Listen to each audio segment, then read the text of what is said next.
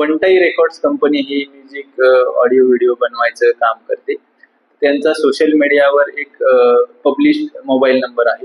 त्या मोबाईल नंबरवर 25 तारखेला सकाळी 8 वाजता मेसेज आला होता की तुमच्या सिंगरला सांगा की आम्हाला 1 कोटी रुपये द्या, नाहीतर आम्ही तुमच्यासोबत काहीतरी बरं वाईट करू.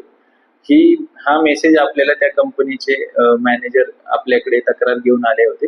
त्या संदर्भात आपण NRI पोलीस स्टेशन येथे खंडणीचा गुन्हा दाखल केलेला आहे आणि त्या संदर्भात आपण सत्यता पडताळणी करत आहोत.